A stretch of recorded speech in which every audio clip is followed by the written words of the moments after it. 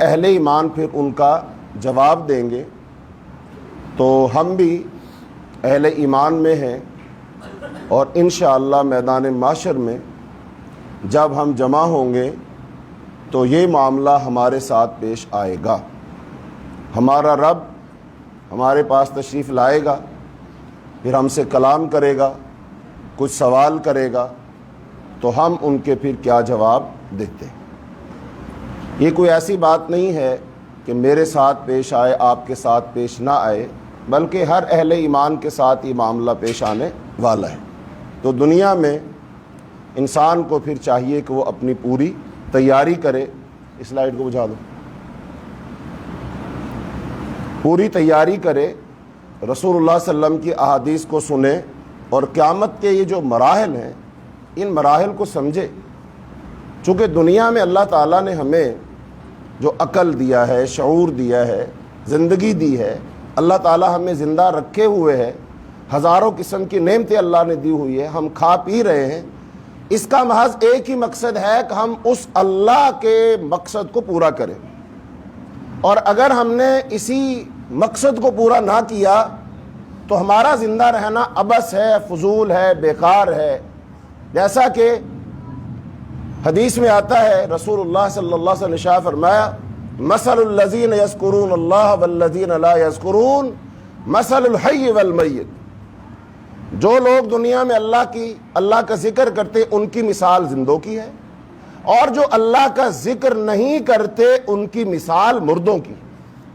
یعنی ہمارے نزدیک زندگی کیا ہے کہ سانس چل رہا ہے، انسان چل پھر رہا ہے، بول رہا ہے، معاملات کر رہا ہے، وہ زندہ ہے، لیکن اللہ تعالیٰ ایسے آدمی کو زندہ نہیں مردوں میں شمار کرتے ہیں، چونکہ یہ بندہ ذکر ہی نہیں کر رہا، اللہ کو یاد ہی نہیں کر رہا۔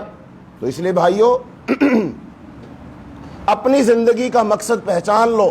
یہ قیامت کے جو مراحل اور معاملات ہیں یہ کوئی کھیل تماشا نہیں ہے، یہ محض باتیں نہیں ہیں، یہ قصے کہانیاں نہیں ہیں، یہ وہ حقائق ہیں جن کا سامنا آپ نے بھی کرنا ہے، میں نے بھی کرنا ہے۔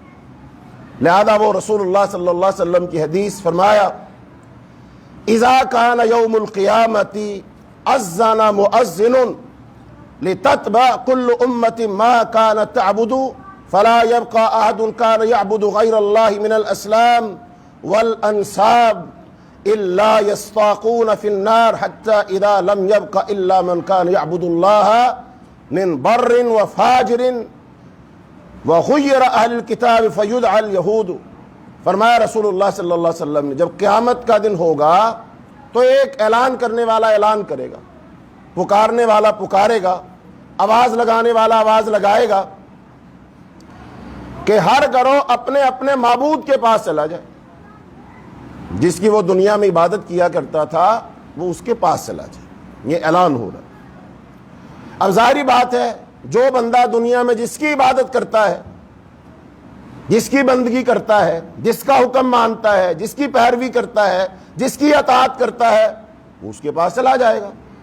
چنانچہ اللہ تعالیٰ کے سوا بتوں اور آستانوں کی عبادت کرنے والے سب آگ میں گر جائیں گے، کیونکہ ان کے معبود وغیرہ بھی آگ میں ہی ہوں گے۔ تو جہاں ان کے معبود وہیں ان کے پیروکار، ان کے ماننے والے، نام لیوا کوئی باقی نہیں رہے گا سوائے نیک اور گناہگار مسلمانوں کے، جو اللہ تعالیٰ کی عبادت کرتے تھے، اور کچھ اہل کتاب میں سے باقی رہ جائیں گے۔ پہلے یہودیوں کو بلایا جائے گا اور ان سے پوچھا جائے گا تم کس کی عبادت کرتے تھے، کس کی عبادت کرتے تھے دنیا میں؟ یہودی کہیں گے ہم اللہ کے بیٹے حضرت عزیر علیہ السلام کی عبادت کرتے ہیں، چونکہ یہودی کہتے ہیں عزیر اللہ کا بیٹا ہے، تو لہذا وہ ان کی عبادت کرتے ہیں۔ پھر ارشاد ہوگا تم جھوٹے ہو، اللہ کا تو کوئی بیٹا ہی نہیں، اللہ کی کوئی بیوی نہیں، تو تم نے کیسے کہا کہ بھی عزیر اللہ کے بیٹے؟ تم جھوٹے ہو، اللہ کی بیوی ہے نہ اولاد۔ اچھا اب تم بتاؤ تم کیا چاہتے ہو؟ یہودی کہیں گے اے ہمارے رب ہمیں سخت پیاس لگی ہے، پانی پلا دو۔ انہیں اشارے سے کہا جائے گا اچھا جاؤ اور پیو۔ در حقیقت انہیں آگ کی طرف لے جایا جا رہا ہوگا، انہیں سراب کی طرح نظر آئے گی، آگ کے شعلے بھڑک رہے ہوں گے۔ جب کہیں گے پانی چاہیے، اللہ کہیں گے جاؤ پیو پانی، تو وہ جائیں گے، انہیں پانی نظر آئے گا دور، وہ پانی نہیں ہوگا، وہ آگ ہوگی، لیکن اس کی چمک دمک ایسے لگے گی جیسے پانی ہے۔ اب بھی ایسے ہوتا ہے، آپ سخت گرمی کے موسم میں سڑک پہ کھڑے ہو کے دور خالی سڑک کو دیکھیں تو چمکتی ہوئی نظر آتی ہے نا۔ تو یہ جو چمک ہے نا، اس کو کہتے ہیں سراب، یعنی دھوکہ۔ حقیقت میں پانی نہیں ہوتا۔ ایسے کوئی بندہ اگر صحرا میں ہے، ریت ہی ریت ہے، اس کو پیاس لگی ہے، اب وہ دور دیکھتا ہے پانی کا کہیں حوض ہے، کوئی تالاب ہے، اس کی طرف بھاگتا ہے، لیکن جب وہاں جاتا تو پانی نہیں ہوتا۔ اس کو کہتے ہیں سراب، یہ دھوکہ ہوگا۔ تو وہاں پر آگ ہوگی جو ایک دوسرے کھا رہی ہوگی، اور انہیں آگ میں گرا دیا جائے گا۔ اس کے بعد نصارہ یعنی عیسیٰ علیہ السلام کے ماننے والے، ان کو بلایا جائے گا اور ان سے پوچھا جائے گا تم اس کی کس کی عبادت کرتے تھے؟ وہ جواب دیں گے ہم عیسیٰ علیہ السلام کی عبادت کرتے تھے۔ اللہ پاک ان سے وہی فرمائیں گے تم جھوٹے ہو، چونکہ اللہ تعالیٰ کی نہ کوئی بیوی ہے نہ کوئی اولاد، اور پھر انہیں بھی اس طرح آگ کی طرف لے جایا جائے گا اور آگ میں ڈال دیا جائے گا۔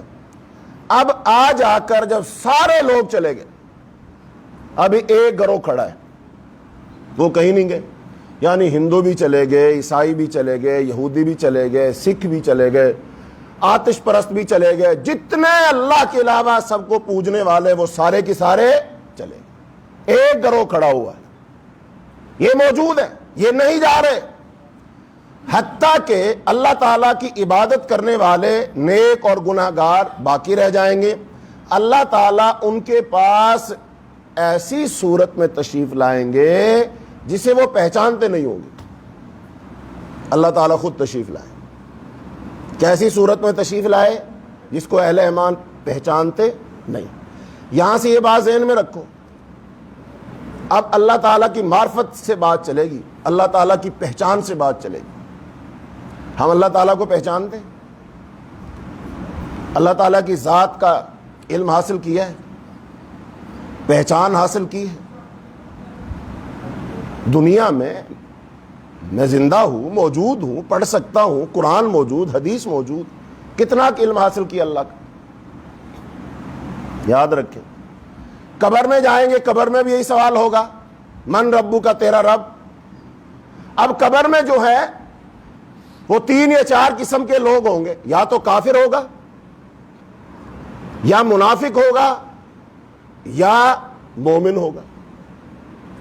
اب جب تینوں سے سوال ہونا ہے، من ربو کا تیرا رب کون ہے، من نبیوں کا تیرا نبی کون ہے، ما دینوں کا تیرا دین کیا ہے، تو صرف ایک بندہ صحیح جواب دے گا۔ اب وہ کافر ہے، منافق ہے، برا آدمی ہے، وہ کیا جواب دے گا؟ ہاں ہاں لا ادری، ہائے افسوس، ہائے افسوس، میں نہیں جانتا۔ پھر فرشتے اسے کہیں گے لا دریتا ولا تلیتا، نہ تو نے معرفت حاصل کی نہ تو نے پڑھا۔ اور وہ آگے سے کہے گا انی اقول کما یقول الناس، میں تو ویسے ہی کہتا تھا جیسے لوگ کہتے تھے۔ انی سمیت، میں نے لوگوں سے سنا کہ اللہ کے بارے میں وہ یہ کہتے تھے کہ مشکل کشا یہ ہے، حاجت روا یہ ہے، بگڑیاں بنانے والا یہ ہے۔ میں نے جیسے لوگوں سے سنا ویسے ہی میں نے بھی کہہ دیا۔ اس کا مطلب اس بات پر وہ افسوس کر رہا ہے کہ خوش ہو رہا ہے۔ اور یہاں پر آج اکثر و بیشتر ہم علم حاصل نہیں کرتے، پڑھتے نہیں ہیں۔ کیسے کہتے ہیں؟ جیسے سب کہتے ہیں، جیسے ساری برادری کہہ رہی ہے، جیسے سارا معاشرہ کہہ رہا ہے، جیسے میرے باپ دادا کہہ رہے، میں بھی ویسے ہی کہہ رہا ہوں۔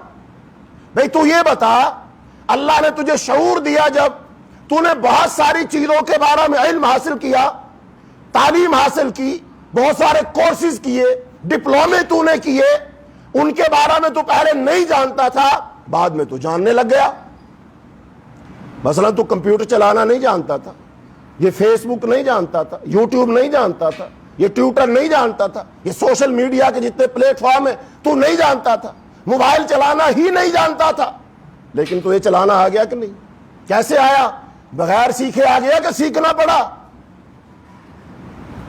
میٹرک سائنس کے ساتھ تو نے پیدا ہوا تھا تو میٹرک سائنس کے ساتھ کیے ہوئے تو پیدا نہیں ہوا تھا۔ تو نے F S C B S C تو نہیں کی تھی، تو ڈاکٹر انجینئر تو پیدا نہیں ہوا تھا۔ کب بنا؟ بعد میں علم حاصل کیا، تعلیم حاصل کی، کتابیں پڑھی، رٹے لگائے، اکیڈمیز میں تو گیا، استادوں کے سامنے بیٹھا، استادوں سے تو نے بحث کی، اس کے بعد تو ڈاکٹر بن گیا, انجینئر بن گیا, سیاستدان بن گیا. اچھا تو نے یہ سب کچھ سیکھا, بتا اپنے رب کے بارے میں کیا سیکھا؟ کوئی کتاب پڑھی, کوئی کورس کیا, اور کسی کے پاس جا کر تو باقاعدہ تعلیم لیتا رہا کہ تو نے ضرورت ہی نہیں سمجھی؟ بس کوئی خطبہ سن لیا, کوئی تقریر سنتی, آتے جاتے مسجد میں کوئی بیان سن لیا, اللہ اللہ خیر صلی اللہ. بھلا ایسے کوئی میٹرک کر سکتا ہے؟ بھلے کوئی ایف ایس سی کر سکتا ہے؟ بھلے ایسے کوئی ڈاکٹر انجینئر بن سکتا ہے؟ بن کے دکھاؤ. باقاعدہ کسی اسکول میں نہ جاؤ, باقاعدہ کسی کالج میں نہ جاؤ, آتے جاتے کہیں سے تھوڑا بہت علم سن لو, کوئی لیکچر سن لو, کوئی بات سن لو, کوئی رسالہ پڑھ لو, بن جاؤ گے ڈاکٹر, بن جاؤ گے انجینئر. لوگ آپ کو پڑھا لکھا مان لیں گے؟ نہیں مانیں گے نا. اچھا جب تجھے ڈاکٹر نہیں مان سکتے, انجینئر نہیں مان سکتے, تو تجھے ایک سچا اچھا کھرا مسلمان کیسے مان لے؟ اور اسلام, مسلمان ہونا بھی تو ایک ڈگری ہے, یہ بھی تو ایک علم ہے. علم حاصل ہو جانے کے بعد تجھے کہا جاتا ہے تو اب مسلمان ہو گیا. بتا تو مسلمان کیسا ہے؟ پڑھا لکھا ہے کہ ان پڑھ ہے؟ معلومات کے ساتھ ہے بغیر معلومات کے ساتھ ہے؟ کوئی سبق درس لے کر تو مسلمان بنا ہے کہ تجھے بتا دیا گیا کہ تو مسلمان ہے, میں نے مان لیا میں مسلمان ہوں؟ بعض لوگ پڑھے لکھے نہیں ہوتے, معاشرے میں ویسے ہی ویسے ان کو لوگ کہہ دیتے ہیں ڈاکٹر, فوجی, کرنل کہہ دیتے ہیں. جب اتنا وہ مشہور ہو جاتا ہے, کوئی اس سے پوچھتا ہے بھائی تو واقعی فوج میں رہا ہے؟ کہتا نہیں یار فوج میں تو نہیں رہا, لوگ ویسے ہی مذاق میں مجھے کہہ دیتے ہیں. اس کا مطلب یہ مذاق والا کرنل ہے, یہ اصلی والا کرنل نہیں ہے. یہ ڈاکٹر مذاق والا ہے, یہ اصلی والا. تو بتا تو مسلمان بھی مذاق والا ہے کہ صحیح والا ہے؟ مسلمان تو علم حاصل کرنے کے بعد ہوا ہے کہ کسی نے بتا دیا, تیرے کان میں پھونک مار دی, تو مسلمان ہوتا ہے. مسلمان کے گھر پیدا ہوا تھا, تیرا باپ دادا, تیری والدہ, تیرے ماموں چاچو خالو سب مسلمان, تو بھی مسلمان کہ شعوری طور پر مسلمان ہے. تو نے علم حاصل کیا پھر مسلمان بنا ہے. چونکہ باقی چیزوں کے بارے میں تو معیار یہی ہے, علم حاصل کرو گے ڈاکٹری کا تو ڈاکٹر بن جاؤ گے, علم حاصل کرو گے انجینئرنگ کا تو انجینئر بن جاؤ گے. لیکن یہاں مسئلہ بالکل الٹ ہے کہ ہم نے مسلمان ہونے کا علم حاصل نہیں کیا, میں تب بھی مسلمان, اور اگر کوئی مسلمان مجھے نہیں مانے گا میں ڈنڈے کے زور پر مسلمان بنواؤں گا کہ مجھے مسلمان کہو. ہاں بتانا ذرا, اللہ تعالیٰ کی معرفت ہے, پہچان ہے, دو چار سوال کرو تو جواب نہیں آتے لوگوں کو. بتاؤ اللہ کا تعارف کرواؤ, اللہ کہاں ہے؟ لوگ کے سوال کا جواب دیتے ہیں اللہ ہر جگہ, اللہ ہر چیز میں. 100% غلط جواب ہے, ٹوٹل غلط جواب ہے. یہ جواب کہاں سے آیا؟ کہتا خود تکا لگایا, اللہ ہر جگہ, اللہ ہر چیز میں. اور 2-3 سوال اور کرو, اللہ ہر چیز میں ہے, اس سے لکھوا لو اللہ ہر چیز میں ہے, لکھوا لو. چونکہ بعد میں اس نے انکار کر دینا. اس سے کہو تو بھی چیز ہے, میں بھی چیز ہوں, تیرے اندر اللہ ہے, میرے اندر اللہ ہے, سارے انسانوں میں اللہ ہے, یہ درخت بھی چیز ہے اس میں اللہ ہے, یہ گائے بھینس بھی چیز ہے اس میں اللہ ہے. کیا جواب ہوگا؟ نہیں نہیں نہیں نہیں, میرا مطلب یہ نہیں. بھائی تو نے خود کہا تھا ہر چیز میں اللہ ہے, پھر اس کا کیا مطلب ہے؟ تو سوچ سمجھ کے بولا ہی نہیں. اچھا پھر دوسرا سوال, اللہ ہر جگہ, لکھوا لو اس سے اللہ ہر جگہ, چونکہ اس بات سے بھی اس نے مکر جانا ہے. اللہ ہر جگہ. اچھا جس جگہ پہ میں بیٹھا ہوں یہاں جگہ ہے کیا؟ جگہ ہے نا کہ خلا میں بیٹھے ہو؟ جگہ میں بیٹھا ہوں, بتا یہاں اللہ ہے, اس جگہ میں اللہ ہے, جہاں تو نے پاؤں رکھے ہو یہاں اللہ ہے, تیرے واش روم جو بنے ہوئے ہو جگہ میں ہے کہ خلا میں ہے؟ وہاں اللہ ہے. جہاں کوڑا پھینک کے آتے ہو وہ جگہ ہے نا؟ ہاں کسی کی جگہ ہے, پلاٹ ہے, کوڑا پھینکتے ہو, بتاؤ اس جگہ میں اللہ ہے؟ جہاں جوڑ ہے, گندا پانی ہے, جہاں روڑا ہے, وہاں پر اللہ ہے؟ کہتا نہیں نہیں نہیں, نعوذ باللہ نعوذ باللہ, میرا یہ مطلب نہیں تھا. اچھا تیرا مطلب کیا تھا؟ اور خاموش ہو جاؤ, بیٹھ جاؤ.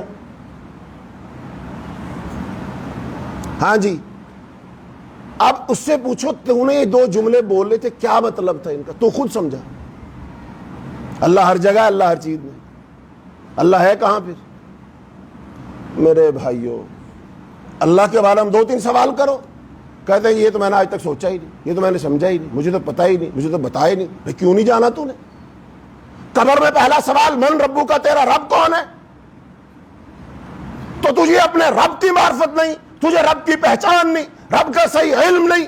دیکھو یہاں ذہن میں رکھو بات، ہندو بھی اللہ کو مانتا ہے، سکھ بھی اللہ کو مانتا ہے، یہودی بھی اللہ کو مانتا ہے، ہندو بھی اللہ کو مانتا ہے، سارے اللہ کو مانتے ہیں، مسلمان بھی اللہ کو مانتا ہے، پانچوں اللہ کو مانتے ہیں، لیکن پانچوں کے ماننے میں فرق ہے۔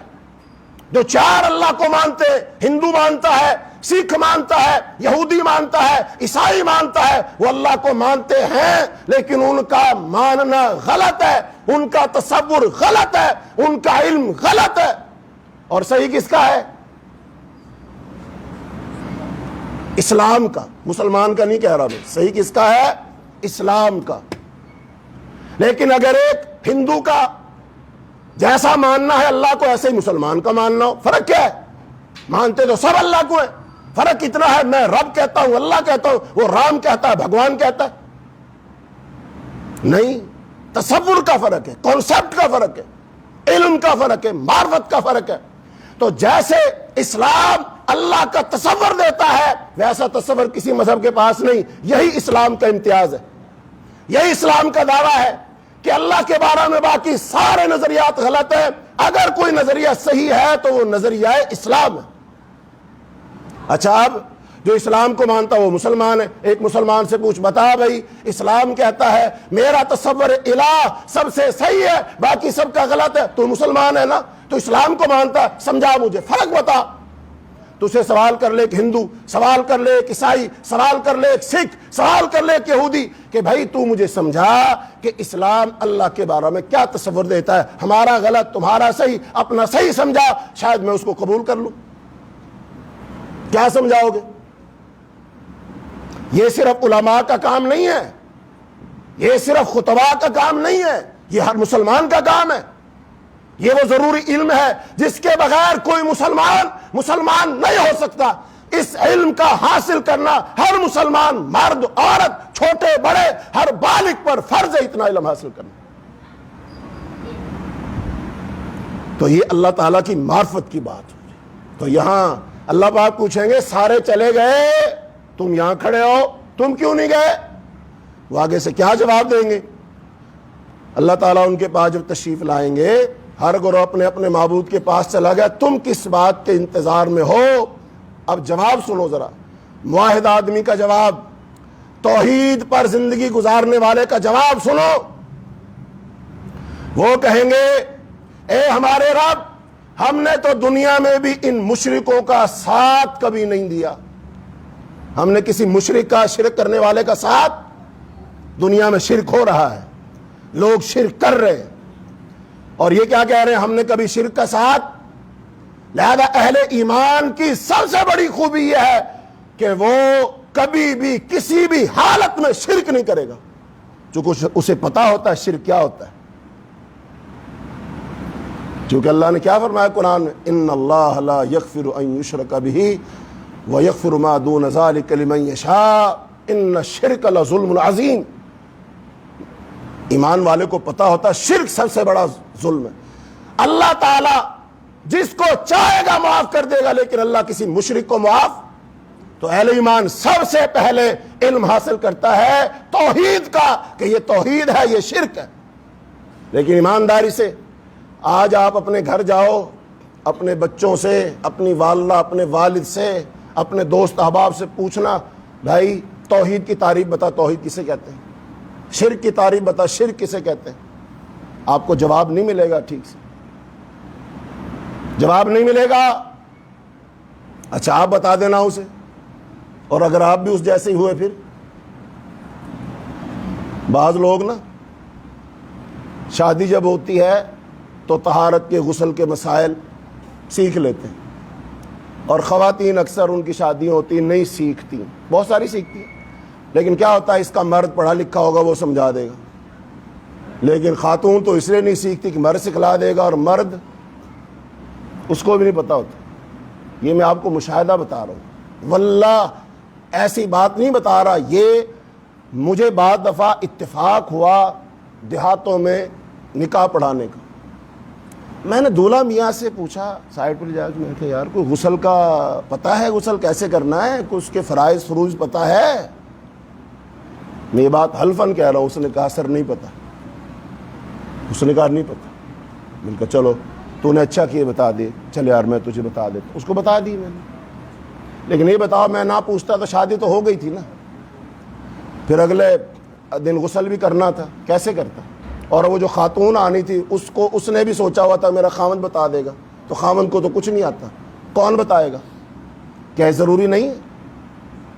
اور جس قوم کو غسل کے طہارت کے مسائل لاتے ہو، توحید کہاں ہے، عقیدہ کہاں ہے، شرک کی تاریخ کہاں ہے؟ اور بھائیو یہ علم حاصل کرو، یہ ضروری علم ہے، اس کے بغیر گزارا نہیں ہے۔ دنیا میں ہو سکتا ہے آپ کسی کو جواب دینا ہو، لیکن قبر میں تو جواب دے ہوں گے، میدان محشر میں تو جواب دینا پڑے گا۔ وہاں کسی کو تو آنکھیں نہیں دکھا سکتا، یہ نہیں کہہ سکتا بھائی تو اپنی راہ لے، میں اپنی نبیڑتا ہوں تو اپنی نبیڑ۔ وہاں جواب دینا پڑے گا، اور وہاں صرف پچھتاوے کے کچھ نہیں ہوگا، لہذا دنیا میں سیکھ۔ تو قبر میں وہ کہے گا ہاں لا ادری، میں نہیں جانتا، جیسے لوگ کہتے تھے میں بھی ویسے کہتا تھا۔ نہیں، جیسے لوگ کہیں ہم نے ویسے نہیں کہنا، جیسے قرآن کہتا ہے ہم نے ویسے کہنا، جیسے میرے نبی نے حضرت محمد صلی اللہ علیہ وسلم نے سمجھایا ہم نے ویسے کہنا ہے۔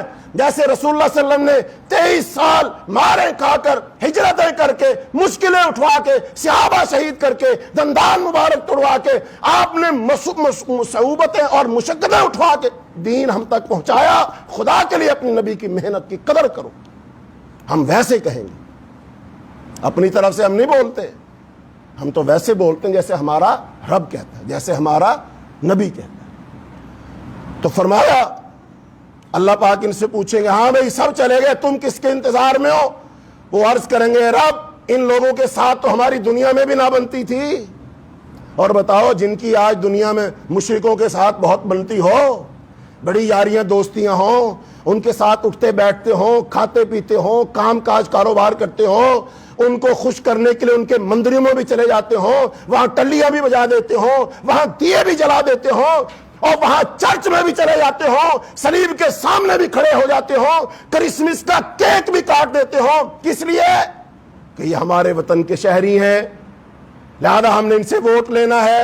اگر میں گرجے میں نہ جاؤں گا کوئی دوسرا چلا جائے گا، وہ ان کا دل جیت لے گا، ان کی حمایت حاصل کر لے گا، لہذا وہ کیوں، میں پہلے جاتا ہوں، میں کیک کاٹتا ہوں تاکہ ووٹ مجھے مل جائے، صرف ووٹ کی خاطر۔ اور بہت سارے علماء بین المذاہب ہم آہنگی کے نام پر وہ چرچوں میں چلے جاتے ہیں، وہ کیک کاٹتے ہیں، وہ ہندوؤں کے مندروں میں چلے جاتے ہیں، وہ ہاتھ جوڑ کے کھڑے ہو جاتے ہیں، کئی گردواروں میں چلے جاتے ہیں، ان کا خاص مذہبی رنگ کا وہ رومال، وہ پٹکا وہ اپنے سر پہ باندھ کر یا اپنے گلے میں ڈال کر بیٹھتے ہیں، صرف ان کو خوش کرنے کے لیے۔ تو اہل ایمان تو اللہ سے کہہ رہے ہیں قیامت کے دن میدان محشر میں یا اللہ ہم دنیا میں ان کے ساتھ علیحد سلیحد نہ رکھتے تھے، اور یہاں جب پھیر ڈال رہے ہیں، کیا جواب دیں گے قیامت کے دن؟ پھر آگے تب اللہ تعالی ارشاد فرمائیں گے اچھا میں تمہارا رب ہوں، باقی لوگوں کے معبود اور تھے، میں تمہارا معبود۔ اب اہل ایمان سن کر کیا کہیں گے؟ فوراً مان جائیں گے؟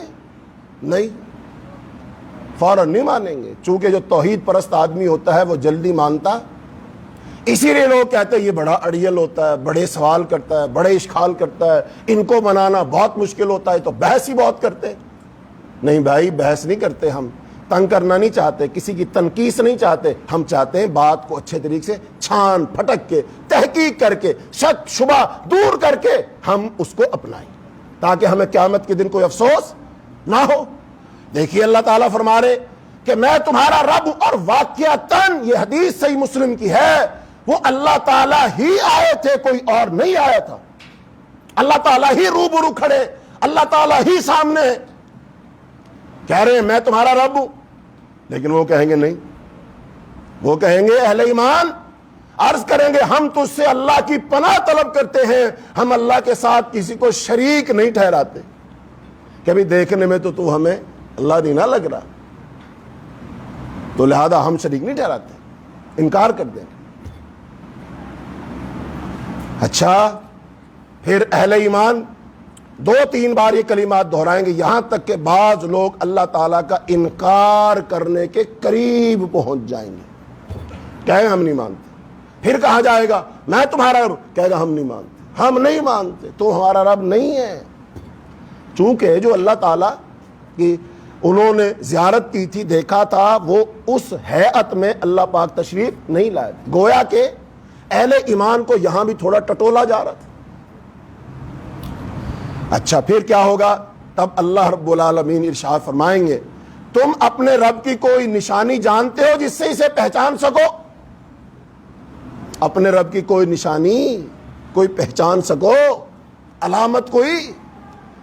یہ حدیث سنا رہا ہوں، کوئی بھائی ہماری اس بات کو سن کر یہ نہ کہے کہ یہ ایسی ویسی بات، یہ صحیح مسلم کی روایت ہے، حدیث نمبر 183، کتاب الایمان، اللہ تعالیٰ کی رؤیت کے بارے میں بیان، باب ہے صحیح مسلم میں، اور صحیح مسلم وہ کتاب ہے جو قرآن کے بعد صحیح ترین 2 کتابوں میں سے ایک ہے۔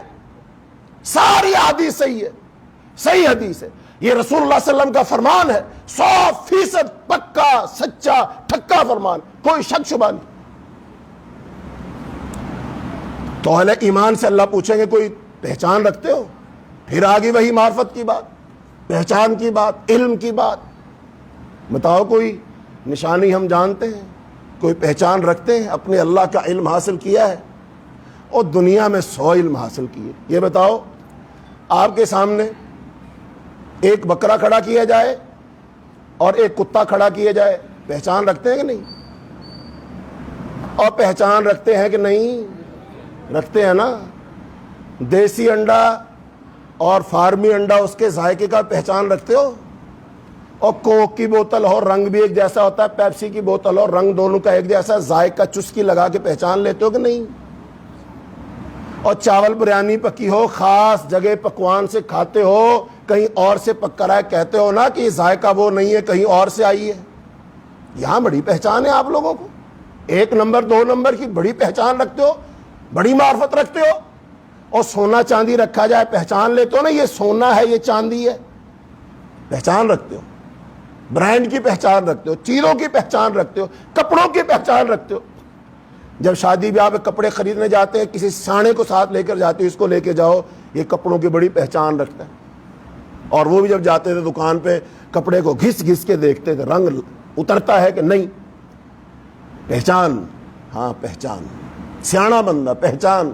کوئی کام کاج کرنے لگو تو کہتے ہو یار اس کام میں وہ بندہ بڑا سیاڑا، اس سے پہچان، اس سے مشورہ لے لو، اچھا مشورہ دے گا۔ اچھا، یہ ساری چیزوں کی پہچان ہے، اور یہ حقیر سی چیزیں، 2 ٹکے کی چیزیں، ان کی ویلیو کچھ نہیں، ساری دنیا کی حیثیت کچھ نہیں ہے۔ رسول اللہ صلی اللہ علیہ وسلم نے فرمایا لو کانت الدنیا تعدل عند اللہ جناح بعوضۃ ما سقى اللہ کافرا شربۃ ماء، اللہ کے نزدیک ساری دنیا کی اگر حیثیت ایک مچھر کے پر جتنی ہوتی، اللہ کسی کافر کو پانی کا گھونٹ نہ پلاتا۔ یہ ساری دنیا مچھر کے پر جتنی، مردار جتنی، اس مردار دنیا کی اتنی پہچان ہے۔ اور زمین جائیداد لینی ہو، فرد نکلواتے ہو نا، اصل نقل فوراً تفتیش کروا لیتے ہو، دیکھیں یار ذرا کوئی روڑا نہ ہوئے، پیسے نہ ڈوب جان، کہتے ہو نا۔ یہ کیوں سوچتے ہو؟ کیوں فکر کرتے ہو؟ یہ کیوں معرفت حاصل کی ہے؟ کیوں پہچان حاصل کی ہے؟ اپنی دنیا کی تباہی سے ڈرتے ہو؟ دنیا میں نقصان نہ ہو جائے، اس سے ڈرتے ہو؟ او بندہ انسان، او نادان مسلمان، یہ دنیا جس کے لیے تو اتنی فکر کر رہا ہے، اس کی کوئی حیثیت نہیں ہے، اور وہ آخرت جو باقی رہنے والی ہے، جو بہتر ہے، جس کے بارے میں اللہ نے فرمایا بل تؤثرون الحیات الدنیا والآخرۃ خیر وابقیٰ، تم دنیا کو ترجیح دیتے ہو جبکہ اللہ فرماتا آخرت بہتر ہے، باقی رہنے والی۔ جو آخرت ہے، جو باقی رہنے والی ہے، جس کو دوام ہی دوام ہے، بقائی بقا ہے، جس کو فنا نہیں ہے، اس کے بارے میں تیری معلومات زیرو ہے، تو بدو ہے۔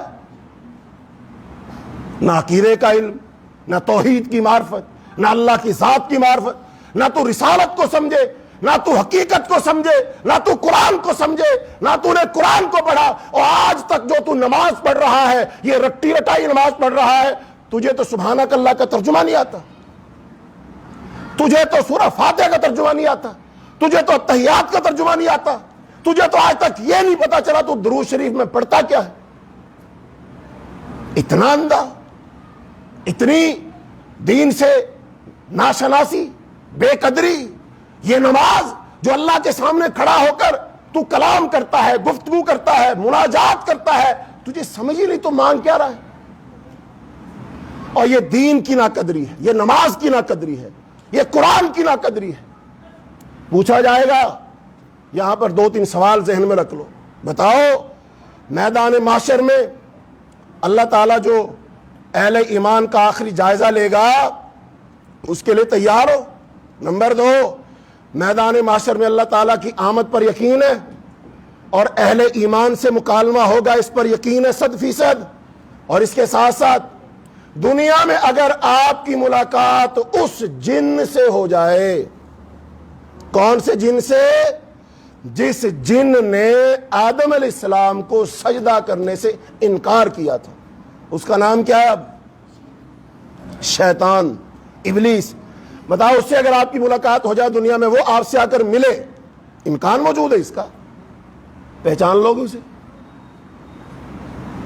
اور اس جن کو، ابلیس کو، جو ہمارا بدترین دشمن ہے، جو ہمیں گمراہ کرنے کے لیے دنیا میں موجود ہے، اللہ سے وقت مانگا ہے، مہلت مانگی ہوئی ہے، اگر وہ میرے تیرے سامنے روبرو آ جائے، مجھ سے کلام کرے، بات چیت کرے، ہم پہچان لیں گے؟ کیسے پہچانو گے؟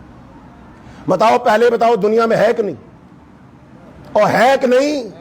ہے نا، زندہ ہے نا؟ اور اس کا کام ہماری ہدایت ہے، گمراہی؟ وہ ہمارا دوست ہے کہ دشمن؟ وہ ہمیں جنت میں لے جانا چاہتا ہے جہنم میں؟ تو وہ موجود بھی ہے اور میرا آپ کا اس سے سامنا بھی ہو سکتا ہے، بتاؤ اس کی پہچان کر لو گے؟ تو پیپسی کوک کی پہچان تو کر سکتا ہے، تو اس شیطان ملعون کی پہچان نہیں کر سکتا؟ تو کیوں؟ تو اس دشمن سے اتنا امن میں ہے اور تو اس سے بے خبر ہے، جس سے اللہ نے آگاہ کیا، سارے نبیوں نے آگاہ کیا، ڈرایا ہمیں، سارے صلحاء، ائمہ، اتقیاء، شہداء، اولیاء، علماء، خطباء اس سے ڈرا رہے ہیں، ڈر جاؤ اس سے۔ اللہ نے فرمایا یا بنی آدم لا یفتننکم الشیطان کما اخرج ابویکم من الجنہ، اے اولاد آدم ہوشیار ہو کر رہنا، کہیں شیطان تمہیں اس طرح گمراہ نہ کر دے جیسے تمہارے ماں باپ کو اس نے جنت سے نکلوایا تھا۔ یہ وارننگ کس نے دی ہے؟ اللہ نے دی۔ بتا اللہ کی وارننگ کا کیا اثر ہوا؟ کیا اثر ہوا؟ کیا اس کی پہچان رکھتا ہے؟ ہو سکتا ہے وہ تجھ سے ملاقات اب تک کر بھی چکا ہو اور تیرے دل دماغ میں باتیں ڈال بھی چکا ہو، تجھے سہانے سپنے دکھا بھی چکا ہو، تجھے تو چونکہ پہچان ہی نہیں، پتہ ہی نہیں تجھے، تو کون پہچان حاصل کرے گا؟ اور وہ دشمن ہے نا، دشمن کی پہچان حاصل کرو، اس سے آگاہ ہو، علم حاصل کرو، یہ ضروری علم ہے، وگرنہ بھٹک جاؤ گے، گمراہ ہو جاؤ گے۔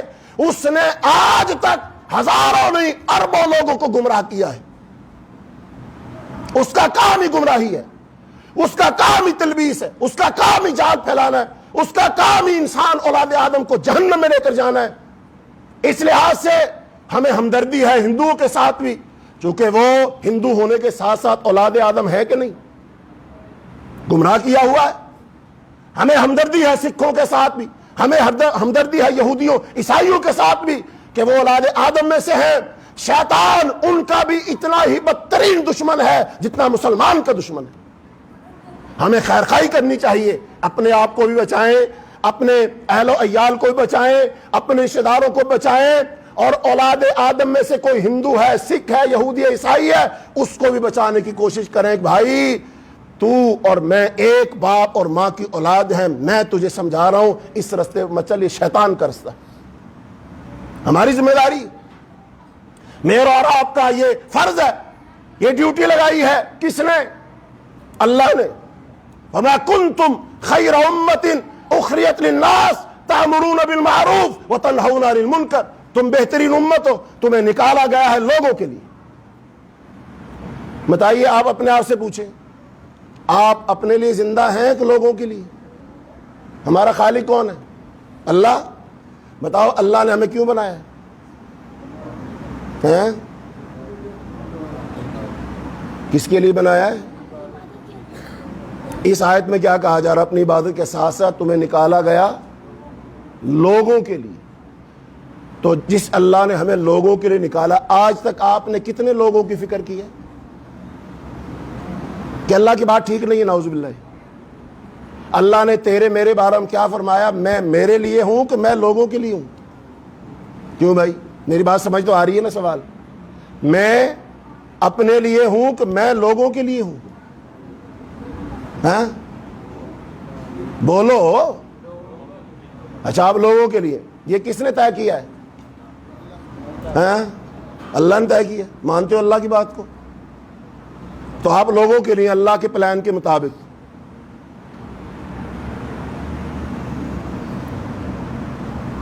جاؤ یار، بلا رہا، جانا ہے، بیٹھنا تو بیٹھ جاؤ۔ ہاں جی بتاؤ، ہم کس کے لیے ہیں؟ کس نے طے کیا ہے؟ یہاں بول نہیں رہے آپ، یا تو میری بات سمجھ نہیں آ رہی ہے، واقعی سمجھ آ رہی۔ ہمیں کس کے لیے نکالا گیا؟ یہ کس نے خبر دی ہے؟ اور اللہ کا یہ حق ہے کہ ہمارے بارے میں طے کرے ہم کس کے لیے کہ نہیں ہے؟ تو اس نے کہا تم لوگوں کے لیے ہو۔ تو آپ جب لوگوں کے لیے ہو، بتاؤ آج تک لوگوں کے لیے کیا کیے؟ فراڈ لگائے لوگوں کے ساتھ، دھوکے دیے، جھوٹ بولا ہے، دغے دیے، نقصان کیے، اس لیے ہو؟ تم تو فائدے کے لیے تھے نا، لوگوں کی ہدایت کے لیے، فائدے کے لیے، دعوت کے لیے۔ چونکہ ہم کس نبی کے امتی ہیں؟ تو جو نبی کا مشن ہوتا ہے وہی امتی کا مشن ہوتا ہے۔ نبی کا مشن ہوتا ہے وہی، سچے امتی کا مشن نبی کے مشن سے الگ۔ بتاؤ نبی کا مشن کیا تھا؟ دنیا کی آخرت ہے؟ اور اس نبی کے بڑی نعتیں سنتے ہو نا، تہوار مناتے ہیں، بڑی شان سنتے ہیں، زلفوں کی بات، چہرے کی بات، ناک کی بات، دانتوں کی بات، سینے کی بات، بکریوں اونٹوں کی بات، ٹھیک ہے یہ بھی ایک انداز ہے، لیکن صرف یہی باتیں سنتی رہنی ہے کہ مشن کو بھی اپنانا ہے؟ صحابہ کرام نے صرف اونٹوں بکریوں کی بات کی تھی کہ مشن کی بات کی تھی، قربانی کی بات کی تھی، مشن کو آگے لے کر گئے تھے، اس مشن کی تکمیل کے لیے گھر کو چھوڑا تھا، اس کے لیے جنگ لڑی تھی، اس کے لیے شہید ہوئے تھے، اس کے لیے بچوں کو قربان کیا تھا۔ یہی فرق ہے۔ تو میرے بھائیوں، قرآن کی آیت بتا رہی ہے میرے بارے میں طے کرے گا میرا رب، چونکہ وہ میرا خالق ہے، میرا مالک ہے، میرا رازق ہے۔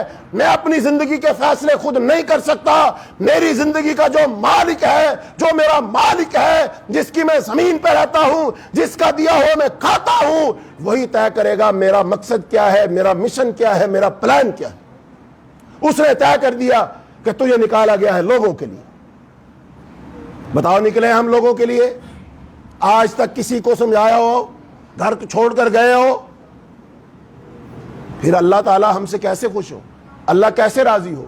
اللہ کی رحمت برکت کیسے آئے؟ اللہ کی مدد کیسے آئے؟ کوئی ایک وجہ بتا دو مجھے کہ اللہ تعالیٰ ہماری اس وجہ سے مدد کرے۔ اللہ کو ہماری مدد اس لیے کرنی چاہیے کیونکہ ہم، آگے وجہ بتاؤ کیا کرتے ہو اللہ کے لیے؟ میری باتیں سخت ہے، مجھے پتا ہے، لہجے میں بھی سختی آ جاتی، مجھے پتا ہے، کیا کروں، میں بھی انسان ہوں نا۔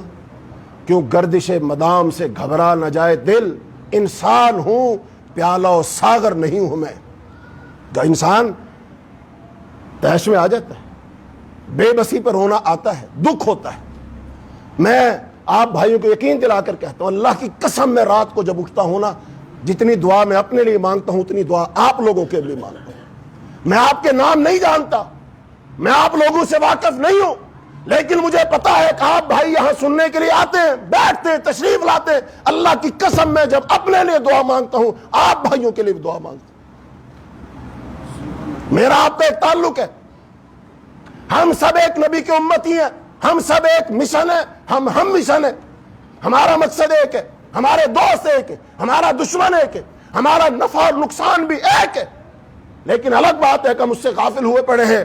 میں کوشش کرتا ہوں کہ میں اپنے آپ کو بھی اسی رستے پر چلاؤں اور آپ لوگوں کو بھی پوری بصیرت کے ساتھ پڑھنے کے بعد، تحقیق کے بعد آپ کو بھی اسی رستے کی طرف دعوت دوں. یہ دین کا آج بیڑا غرق ایسے نہیں ہوا پڑا.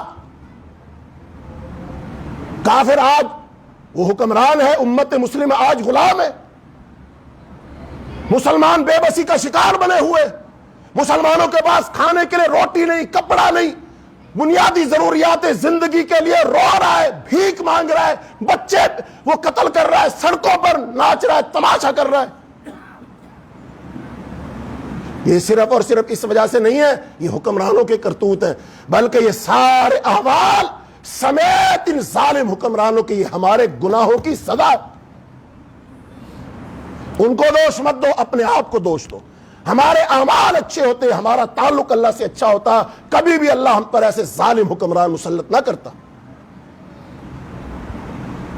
تو اس لیے میرے بھائیوں، میرے عزیزوں، اللہ سے سامنا کرنا ہے، اللہ سے ملاقات کرنی ہے. یہ حدیث اس بات کی شہادت دے رہی ہے. اور رسول اللہ صلی اللہ علیہ وسلم نے بلکہ قرآن پاک میں اللہ نے اور مقام پہ ارشاد فرمایا وَلِمَنْ خَافَ مَقَامَ رَبِّهِ جَنَّتَانِ، جو اللہ کے سامنے کھڑا ہونے سے ڈر گیا اس کے لیے اللہ نے 2 جنتیں بنائی. وَأَمَّا مَنْ خَافَ مَقَامَ رَبِّهِ وَنَهَى النَّفْسَ عَنِ الْهَوَىٰ فَإِنَّ الْجَنَّةَ هِيَ الْمَأْوَىٰ. اور ڈرو اس دن سے جب میری آپ کی ملاقات اللہ سے ہونی. کیا جواب دیں گے؟ یا اللہ تیری زمین پر ہم چلتے پھرتے جیتے رہے، تیرا دیا کھاتے رہے، تیری دی ہوئی زندگی جیتے رہے، مال دولت ذہانت فطانت اولاد گھر بار یہ سب کچھ تیرا دیا ہوا تھا، لیکن یا اللہ تیری فرمانبرداری نہیں کی، تیری اطاعت نہیں کی، تیرا حکم نہیں مانا، تیرے نبی کے مشن پر ہم نہیں چلے، جو مقصد حیات تھا اس کو ہم نے پورا نہیں کیا، اور کس منہ سے اللہ کے سامنے جائیں. تو اس لیے اس بڑے ملعون شیطان سے ہماری ملاقات ہو، اس کے کردار سے، اس کی باتوں سے، اس کے جال سے، اس کے الفاظ سے میں اس کو پہچانتا ہوں کہ یہ تو وہی ملعون ہے. اور اگر تم نے اس بڑے شیطان کی معرفت اور پہچان حاصل نہ کی، اس کے جملے، اس کے الفاظ، اس کے بول، اس کے شعر، اس کا کلام، اس کی تحریر، اس کی کتاب، اس کی تقریر اگر تم نہ سمجھ سکے تو دنیا میں تمہارا مقابلہ دجال سے ہوگا. دجال کو کیسے پہچانو گے؟ دجال کی کیسے اس کے دجل سے کیسے بچو گے؟ اور دجال وہ فتنہ ہے جو اولاد آدم پر سر سے بڑا فتنہ ہے، اور یہ وہ فتنہ ہے رسول اللہ صلی اللہ علیہ وسلم نے فرمایا اس فتنے سے ہر نبی نے اپنے دور میں اپنی امت کو ڈرایا. لیکن یہ بات تو طے ہو گئی، ہمارے علاوہ باقی ساری امتیں فتنہ دجال سے بچ گئیں. اس کا آمنا سامنا کس سے ہوگا؟ کون سی امت کرے گی؟ امت مسلمہ کرے گی، میری آپ کی اولادیں کریں گی. یہاں پر ایک پوائنٹ بتاؤں، یہ بتاؤ کو کڑیل سا پہلوان میدان میں اتر آئے اور آپ اپنے پہلوانوں میں سے اس کے مد مقابل سب سے کمزور کو بھیجتے ہو کہ سب سے طاقتور کو؟ کیونکہ دشمن طاقتور ہے تو مقابلہ بھی طاقتوری آ کر کرے. ایسا ہی ہے، ان سارے نبیوں کی امتوں میں سے سب سے طاقتور امت کون سی ہے؟ جس کا اللہ نے انتخاب کیا ہے کہ شیطان کا سب سے بڑا مہرہ دجال ہوگا نا، لہذا شیطان کے سب سے مضبوط پہلوان سے میرے نبی کی امت حضرت محمد صلی اللہ علیہ وسلم کی امت مقابلہ کرے گی. یہ کس نے چنا ہے؟ یہ رب نے چنا ہے. میرا رب چاہتا ہے کہ دجال کا مقابلہ ہم کریں. اس کی فکر کا، اس کی عقیدے کا، اس کے نظریے کا، اس کی باتوں کا، اس کے جالوں کا، اس کی تدبیر کا مقابلہ میں اور آپ کریں. بتاؤ تیار ہو؟ اور اپنے رب کی لاج رکھو. اللہ نے ہمارا انتخاب کیا ہے، ہمیں چنا ہے، ہم میدان سے دم دبا کر بھاگے نہیں، میدان میں ڈٹ کر مقابلہ کریں. اور اگر آج تک کا ہم دیکھیں، بتاؤ کون جیت رہا، کس کا پاسہ بھاری ہے؟ انڈیا پاکستان کا میدان ہو، وہ میچ ہو، وہاں تو فوراً سمجھ آ جاتی ہے بھئی یہ ٹیم جیتے گی، ہماری ٹیم کمزور ہے. یہ دنیا کا میدان ہے، بتاؤ مد مقابل کون ہے؟ وہ شیطان ہے نا، دجال بھی ہے۔ بتاؤ میچ کس کے حق میں جا رہا ابھی تک ہے؟ شیطان کے حق میں جا رہا۔ پھر ہمیں ڈوب نہیں مرنا چاہیے؟ میچ ہار کر ٹیم آئے تو انڈے مارتے ہو، ٹماٹر مارتے ہو، گالیاں دیتے ہو، برا بھلا کہتے ہو کہ انڈیا سے ہار جاتے ہیں، انڈیا سے جیتنا چاہیے چونکہ وہ ہمارا دشمن نمبر 1 ہے۔ اللہ تعالیٰ فرشتوں کو کیا دے؟ انڈے دے کہ ٹماٹر دے کہ مارو ان کو؟ میں نے ان کا انتخاب کیا تھا کہ شیطان کا مقابلہ یہ کریں گے، دجال کا مقابلہ یہ کریں گے، اور یہ کارکردگی نہیں دکھا رہے۔ نہ بالنگ اچھی ہے، نہ بیٹنگ اچھی ہے، نہ ان کے عمل اچھے ہیں، نہ ان کا عقیدہ اچھا ہے، نہ ان کی سیاست اچھی ہے، نہ ان کی اقتصادیات اچھی، کچھ اچھا نہیں۔ تو اگر آپ کی اطلاع کے لیے عرض ہے، ہمیں انڈے پڑ رہے ہیں، ٹماٹر پڑ رہے ہیں، جوتیاں پڑ رہی ہیں، یہ بھیک نہیں مانگ رہے، اور یہ کیا ہے؟ ذلت نہیں ہے تو یہ کیا ہے؟ یہ کیا ہے؟ یہ ذلت ہے۔ کہاں سے آ رہی ذلت؟ اور ذلت عزت کے فیصلے دنیا میں نہیں ہوتے، کہاں ہوتے ہیں؟ وَتُعِزُّ مَن تَشَاءُ وَتُذِلُّ مَن تَشَاءُ۔ عزت اور ذلت کے فیصلے اللہ کا حکم نہ ہو تو ساری دنیا مل کر کسی کو ذلیل نہیں کر سکتی، اور اللہ کا حکم نہ ہو تو سارے انسان مل کر کسی کو عزت بھی نہیں دے سکتے۔ اگر آج ہم ذلیل ہیں تو اس ذلت کے فیصلے آسمانوں سے ہوئے ہیں، اور کیوں ہوئے ہیں؟ ہمارے کرتوتوں کی وجہ سے، چونکہ ہم اس اللہ کو بھول گئے۔ تو اس لیے میرے بھائیوں، ہماری ذمہ داری بہت بڑی ہے، ہمارا مقابلہ بہت سخت ہے، ہمارا دشمن بہت سخت جان ہے، بڑا مکار ہے۔ اس لیے بھولے بھالے نہ رہو، قرآن پڑھو، حدیث پڑھو، اس کو سمجھو، اللہ کی معرفت حاصل کرو، رسول اللہ صلی اللہ علیہ وسلم کی ذات کو پہچانو، آپ کے مشن کو پہچانو، آپ کی سیرت سنت کو پہچانو، اور اس پر گامزن ہو جاؤ، چل پڑو، اللہ تعالیٰ تمہاری مدد کرے گا۔ کم از کم منہ تو ٹھیک کرو، اپنا قبلہ تو ٹھیک کرو، اپنا رخ تو ٹھیک کرو۔ ایک سوال کا جواب دو سارے بھائی، نماز میں ہم خانہ کعبہ کی طرف منہ کیوں کرتے ہیں؟ جبکہ قرآن میں اللہ نے فرمایا فَأَيْنَمَا تُوَلُّوا فَثَمَّ وَجْهُ اللَّهِ، تم کسی طرف بھی منہ کر لو اسی طرف اللہ کا چہرہ ہے۔ لِلَّهِ الْمَشْرِقُ وَالْمَغْرِبُ، اللہ کے لیے مشرق ہے، اللہ کے لیے مغرب ہے، جس طرف منہ کر لو اسی طرف اللہ کا چہرہ ہے۔ بتاؤ پھر خانہ کعبہ کی طرف منہ کیوں کرتے ہیں؟ ہاں یہ سادہ جواب اللہ کو حکم، اس کے پیچھے کوئی بات بھی تو سمجھاؤ کیوں؟ سنو، اس لیے اطراف تو سب ہیں، لیکن ہم دل چاہے بھی تو جب خانہ کعبہ معلوم ہے اس طرف ہے، ہم اس طرف منہ کر کے نماز، اس طرف منہ کر کے نماز، اس طرف منہ کر کے نماز، ان سارے اطراف سے منہ موڑیں گے اور اس طرف۔ یہ ہمارے رب کا حکم ہے نا۔ تو جیسے نماز میں ہمیں یہ بات سمجھ آ گئی کہ ہر طرف سے منہ موڑ لو اور اللہ کی طرف منہ، پھر باقی باتوں میں سمجھ کیوں نہیں آ رہی؟ معیشت میں کیوں نہیں سمجھ آ رہی؟ ہر طرف سے منہ موڑو اور کس طرح منہ کرو؟ سیاست میں یہ بات سمجھ کیوں نہیں آ رہی؟ ہمارا سیاسی قبلہ کون سا ہے؟ معاشی قبلہ کون سا ہے؟ داخلہ خارجہ کا قبلہ کون سا ہے؟ ہماری عدالتوں کا قبلہ کون سا ہے؟ بتاؤ۔ ہماری شادی بیاہ میں قبلہ کون سا ہے؟ ہماری خواہشات میں قبلہ کون سا ہے؟ جب میں نے اپنے آپ کو تیار کرنا ہے، سوٹ پہننا ہے، چہرہ بنانا ہے، تیار ہونا ہے، کون سا قبلہ ہو، کس طرف ہمارا منہ ہو؟ جیسے نماز میں معلوم ہے ایسے باقی چیزوں میں معلوم کر کہ مسلمان کا ہر معاملے میں قبلہ ایک ہے اور وہ میرا رب ہے۔ ہمارا چہرہ اللہ کی طرف ہونا چاہیے، ہمارا چہرہ حضرت محمد صلی اللہ علیہ وسلم کی طرف ہونا چاہیے، ہمارا چہرہ قرآن کی طرف ہونا چاہیے۔ جیسے نماز میں تیرا چہرہ کسی اور طرف نہیں ہو سکتا، ایسے ہی زندگی کے تمام معاملات میں تیرا چہرہ اللہ رسول کے علاوہ کسی اور طرف نہیں ہو سکتا۔ یہ ہے اس کا مطلب۔ پھر ہر طرف سے منہ کرت اللہ کی طرف منہ۔ اللہ کو بھی سمجھ آیا کہ یہ میرا بندہ میرے ساتھ کتنا پیار کرتا ہے، ہر طرف سے منہ موڑ کر کس طرح منہ کیا؟ اس نے دوستوں کو بھی چھوڑ دیا، یاروں بیلیوں کو بھی چھوڑ دیا، برادری کو بھی چھوڑ دیا، معاشرے کو بھی چھوڑ دیا۔ اس نے نہیں سوچا نفع ہوگا کہ نقصان ہوگا، لوگ کیا کہیں گے کیا نہیں کہیں گے۔ اس نے کہا لوگ جائیں بھاڑ میں، مجھ سے راضی ہو میرا بس، یہی ہے۔ ہم بہت سارے موقعوں پہ اللہ کو تو لوگوں کے لیے چھوڑ دیتے ہیں، لیکن اللہ کے لیے لوگوں کو ہم اللہ کو ماننے کے لیے تو تیار ہیں، اللہ کی ماننے کے لیے تیار؟ یہ کو اور کی کا فرق ہے۔ آؤ حدیث مکمل کریں۔ اللہ تعالیٰ ان سے کلام کرے گا، کہے گا بتاؤ تم جو اپنے رب کے انتظار میں کھڑے ہو، سارے اپنے اپنے ربوں کے ساتھ، معبودوں کے ساتھ چلے گئے، تم نہیں گئے، تو تمہارے پاس کوئی نشانی ہے؟ تم اپنے رب کو پہچان لو۔ اہل ایمان جب اللہ رب العالمین یہ ان سے فرما رہے ہوں گے کہ جانتے ہو، نشانی سے پہچان لو، مومن کہیں گے ہاں ہم جانتے ہیں، ہمیں اپنے رب کی نشانی یاد ہے، کیونکہ میں نے دنیا میں علم حاصل، معرفت حاصل کی ہے، پہچان حاصل کی ہے، قرآن میں نے پڑھا ہے، سبق میں نے لیا ہے، میں بھولا نہیں ہوں، میں اپنے رب کو خوب پہچانتا ہوں۔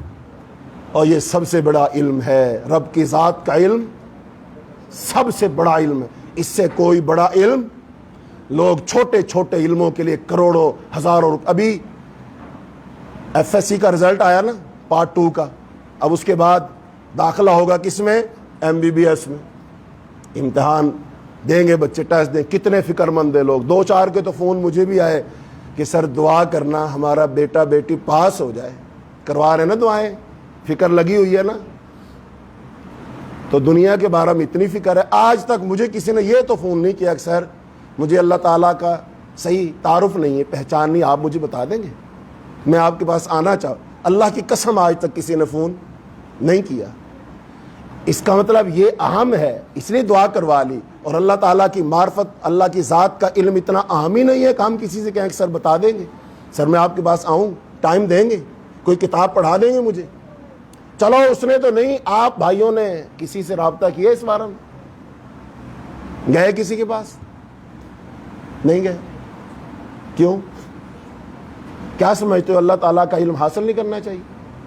اللہ تعالیٰ نعوذ باللہ اس لائق نہیں ہے کہ ہم اس کی ذات کا علم حاصل کریں، اللہ کی پہچان حاصل کریں؟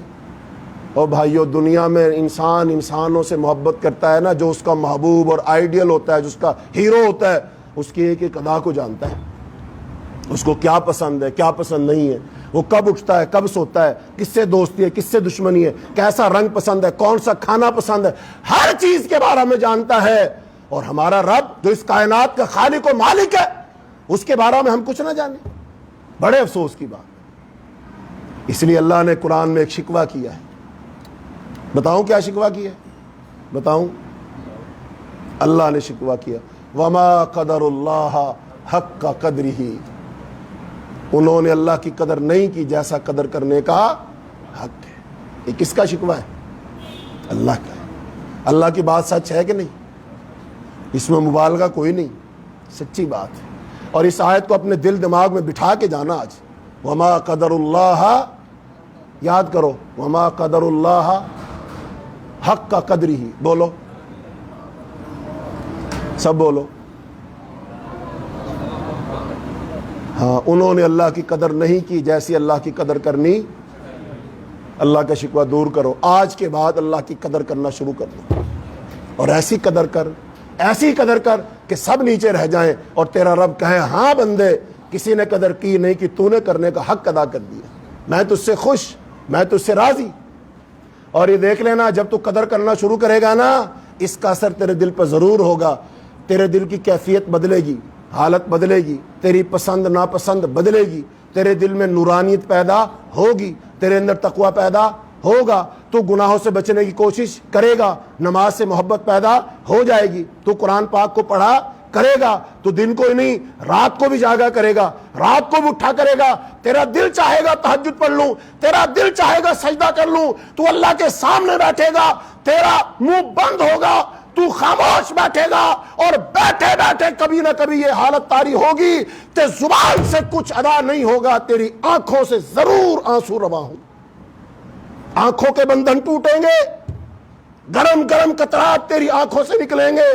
اور اللہ کے رسول صلی اللہ علیہ وسلم نے فرمایا، جو بندہ تنہائیوں میں بیٹھا ہوا ہو اور اس نے اپنے دل میں اللہ کو یاد کیا، کوئی بھی نہیں ہے، تنہائی کا شکار ہے، خالی دل ہے، اس نے اپنے اللہ کو ذہن میں لایا، تصور میں لایا، اور اس کی آنکھوں سے آنسو بہہ پڑے، فرمایا اللہ اس آدمی کو قیامت کے دن اپنے عرش کا سایہ نصیب فرمائے گا۔ اللہ تیری خلوتوں جلوتوں کو خوب جانتا ہے. تو جب اس کے لیے ٹائم نکال کے بیٹھے گا نا، اللہ جانتا ہے اس بات کو کہ یہ بندہ میرے لیے بیٹھا ہے، سب کو چھوڑ چھاڑ کے بیٹھا ہے، جاگ کے بیٹھا ہے، اہتمام کر کے بیٹھا ہے. الارم لگایا تھا، الارم کی گھنٹی بجی ہے، فوراً بیدار ہو گیا، وگرنہ اس کو تو گھر والے اٹھاتے رہے نہیں جاگتا تھا. آج الارم کی گھنٹی بجی، فوراً یہ اٹھا، وضو کیا، مصلی بچھایا، کھڑا ہو کر رکوع میں سجدے میں میرے سامنے گر گیا اور دیکھ آنسو بہا رہا ہے. اللہ تیرے اٹھنے کو، بیٹھنے کو، کھڑے ہونے کو، لیٹنے کو، ذکر اذکار کرنے کو خوب جانتا ہے. ایک اور حدیث سن لو، فرمایا تم اگر مجھے دنیا میں تنہا یاد کرو گے میں تمہیں تنہا یاد کروں گا، اگر تم مجھے محفل میں یاد کرو گے میں تمہیں محفل میں یاد کروں گا، اور اگر تم مجھے اپنے پسندیدہ لوگوں میں یاد کرو گے، فرماتے ہیں میں تجھے ان میں یاد کروں گا جو تمہارے دوستوں سے زیادہ افضل و اعلیٰ پسندیدہ لوگ ہیں. بتاؤ، چاہتے ہو اللہ تمہارا ذکر آسمانوں میں کرے؟ چاہتے ہو تمہارا ذکر اپنے مقرب فرشتوں میں کرے؟ اور اللہ کی قسم جس دن اللہ آپ کا نام لے گا، فرشتوں کے سامنے ذکر کرے گا، وہ فرشتے بھی رشک بھری نگاہوں سے دیکھیں گے کہ دنیا میں 7 ارب انسان اس وقت موجود ہے، اللہ نے 7 ارب میں سے فلاں شخص کا نام لے کر ذکر کیا. تو اللہ کی قدر کرو، اللہ تمہاری قدر. فرمایا اللہ تعالیٰ پوچھیں گے پہچانتے ہو؟ مومن کہیں گے ہاں ہم پہچانتے ہیں. تب کیا ہوگا؟ تب اللہ تعالیٰ اپنی پنڈلی، اللہ تعالیٰ کی پنڈلی کھل جائے گی، اور جو شخص دنیا میں خالص اللہ کے لیے سجدہ کرتا تھا اسے اللہ تعالیٰ سجدہ کی توفیق عطا فرمائیں گے اور وہ سجدہ میں گر جائے گا. لیکن جو شخص اپنی جان بچانے یا لوگوں کو دکھانے کے لیے سجدہ کرتا تھا، اس کی پیٹھ کو اللہ تختے کی طرح سیدھا کر دے گا اور وہ سجدہ کرنا چاہے گا بھی تو سجدہ نہیں. اللہ سجدے کی توفیق چھین لے گا. دیکھو اینڈ کہاں پر ہو رہا ہے؟ سجدے پر. اینڈ کہاں ہو رہا ہے؟ اس لیے دنیا میں سجدے کرو اور اللہ کے لیے کرو، دکھاوے کے لیے نہ کرو. اگر دنیا میں سجدہ کرو گے اللہ قیامت کے دن میدان محشر میں سجدے کی توفیق دے دے گا. اور یہ علامت ہے، یہ پہچان ہے اپنے رب کو پہچاننے کی. قیامت کے دن جب اللہ تعالیٰ ناراض ہوں گے، بتاؤ سفارش کرنے کون جائے گا؟ سارے نبی انکار کر دیں، کون جائے گا؟ رسول اللہ صلی اللہ علیہ وسلم. کیا کریں گے جا کر؟ وہاں بھی سجدہ ہی کریں گے. وہاں بھی سجدہ ہے. وہ اللہ جو ناراض تھا حضور پاک کے سجدے سے خوش ہو جائے گا. اور اللہ کے رسول نے فرمایا اس وقت اللہ مجھے نہ کچھ کلمات سکھائے گا جو ابھی نہیں سکھائے، وہ اسی وقت سکھائے گا. پھر میں وہ کلمات پڑھوں گا اور ان کلمات سے اللہ تعالیٰ خوش ہو جائے گا. اور کیا فرمائے گا خوش ہو کر؟ یا محمد صلی اللہ علیہ وسلم ارفع رأسک، اپنا سر اٹھائیے، سل تؤتا، جو سوال کرو گے پورا کر دیں گے، وشفع تشفع، اور جس کی سفارش کرو گے سفارش قبول کر لیں گے. تو اس کا مطلب سارے مسائل حل ہوں گے سجدوں سے، وہ دنیا کے مسائل ہوں یا میدان محشر کے. اس لیے کیا کرو؟ کرو سجدے، آؤ سجدوں کے لیے. اذان ہوتی ہے نا، الصلاۃ خیر من النوم، نماز نیند سے بہتر ہے، آ جاؤ. سجدے کے لیے بلاتا اللہ کہ تم میرے سامنے جھکو، کہیں اور جھکنے، میرے سامنے ہاتھ پھیلا لو، کسی اور کے سامنے ہاتھ پھیلانے. اقبال کے شعروں پر ختم کرتے ہیں. اقبال کہتا ہے وہ ایک سجدہ جسے تو گراں سمجھتا ہے، وہ ایک سجدہ جسے تو مشکل سمجھتا ہے، وہ ایک سجدہ جسے تو گراں سمجھتا ہے، 1000 سجدے سے دیتا ہے آدمی کو نجات. ہزاروں جگہ سجدہ کرنے سے بچ جاؤ گے، ایک جگہ سجدہ کر. اور دوسرا اس نے کہا جو میں سربہ سجدہ ہوا کبھی تو زمین سے آنے لگی یہ صدا، تیرا دل تو ہے صنم آشنا تجھے کیا ملے گا نماز میں. اور سجدہ کرنے والے دل میں تو اتنے سارے بت بسا رکھے ہیں، سجدہ کرنے سے کیا ملے گا؟ پہلے اپنے من کے بتوں کو نکال دے. وضو کرتا ہے نا، جسم پاک کرتا ہے، کپڑے پاک کرتا ہے، ذرا من کو بھی پاک کر، اس کو بھی دھو، اس کو بھی غسل دے، اس کی بھی پلیدگی گندگی نجاست کو نکال. جب تم من کو صاف کر کے آئے گا سجدہ کرے گا تو اللہ تعالیٰ تیرے سجدے سے تیرے گناہ معاف کر دے گا، اللہ خوش ہو جائے گا، اللہ راضی ہو جائے گا، اللہ اپنے فیصلے بدل لے گا. آسمان سے برکتوں کے دروازے کھول دے گا، اللہ تعالیٰ تمہیں عزتیں عطا کر دے گا۔ تو میرے بھائیوں، یہ ایک حدیث تھی جو دل چاہا کہ آپ لوگوں کو سنا دوں۔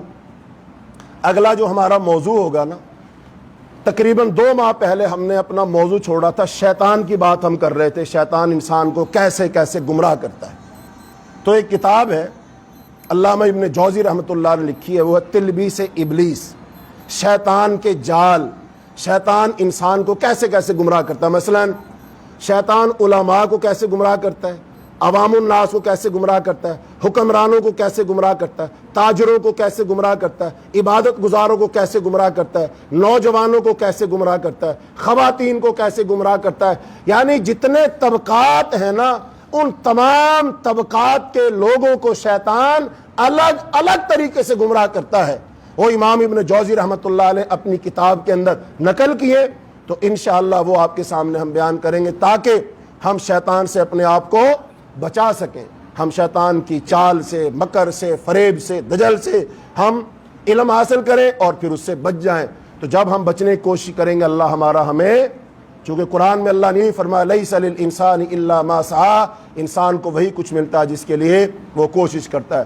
اے اللہ ہمیں اپنی معرفت عطا فرما، اے اللہ ہمیں اپنی پہچان عطا فرما، اے اللہ قیامت کے دن کی رسوائیوں سے بچا، اے اللہ دنیا میں شرک سے بچا، اللہ توحید کا علم عطا فرما، اے اللہ شیطان کے مکر سے، جال سے، فریب سے اللہ ہم سب کو محفوظ فرما۔ اللہم انا نسألک الجنت الفردوس، اللہم انا نعوذ بک من عذاب النار، اللہم اشف مرضانا ومرضى المسلمین، اللہم اقض حاجاتنا وحاجات المسلمین، اللہم اعز الاسلام والمسلمین، اللہم وفقنا لما تحب وترضى، وصلی اللہ تعالی علی خیر خلقہ محمد وعلى آلہ واصحابہ اجمعین برحمتک یا ارحم الراحمین۔